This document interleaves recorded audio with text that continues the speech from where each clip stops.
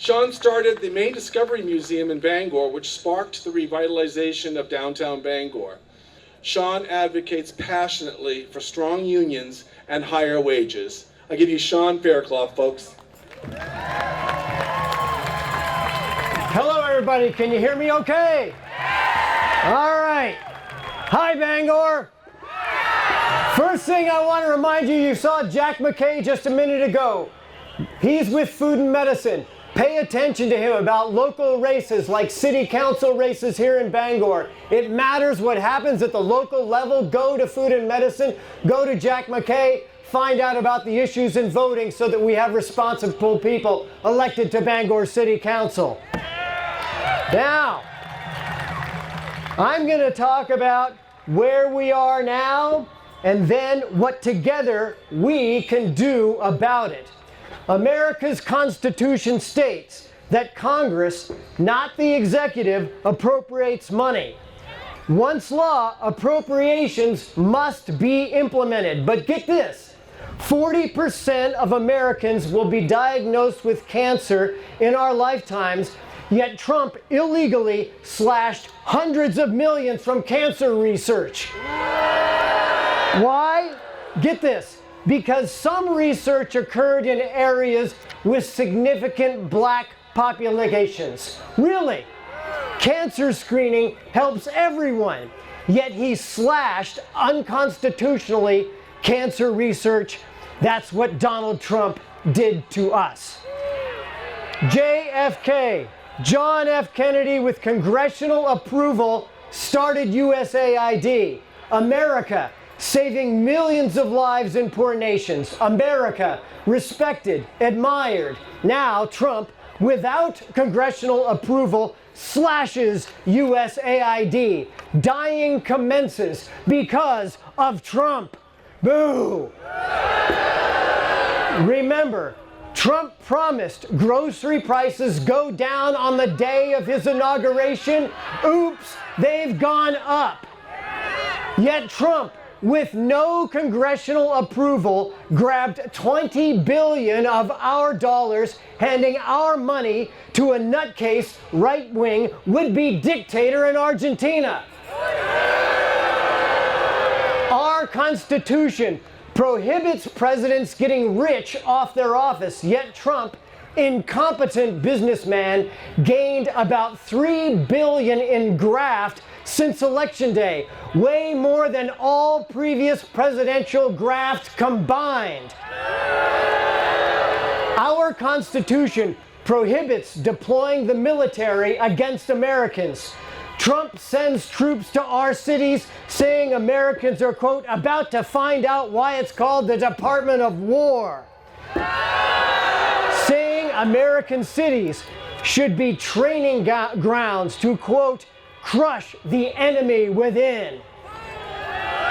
Trump uses what was the nonpartisan Justice Department to try to jail people who tell the truth about Trump.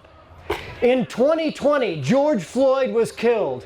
And in 2020, 15 FBI agents chose to take a knee out of respect for George Floyd. In 2025, Trump fired all 15 of those FBI agents. Trump even fired an FBI employee who'd earned multiple awards because they had a pride flag pinned on their cubicle. But the January 6th violence, totally okay with Trump. Trump blocked all journalists from the Pentagon because they acted like journalists. Trump plans $1 trillion in cuts from low-income health care, handing $1 trillion in tax cuts to the top 1%. Patriots, time to take our country back. We are peaceful, but we are not passive. The couch isn't a form of resistance. It's our turn for patriotism. Step one, take a page from the dinosaur over there. Have fun storming the castle. If you're gonna get pepper sprayed, why not do so wearing a giant inflatable chicken suit? 2, Protest with friends. Invite neighbors you don't know to have fun protecting democracy. 3, color our city with posters celebrating civil liberties. 4, subscribe to professional journalism, avoid rumors, check sources.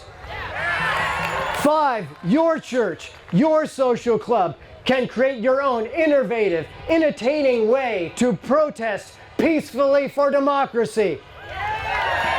6, be first to speak up for civil liberties, calmly, fact-based, publicly, but model courage and make it often, make it fun, make it possible for others.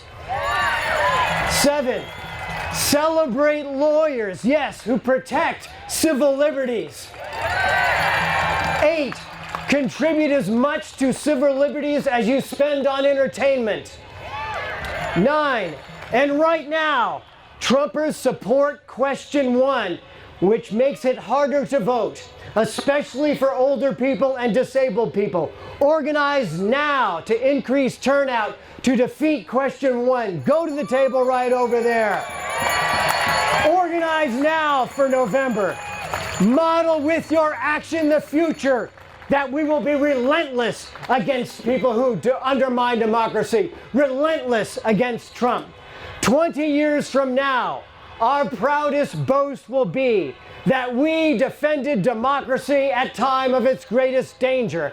And some of us will have worn a giant inflatable frog suit while doing it.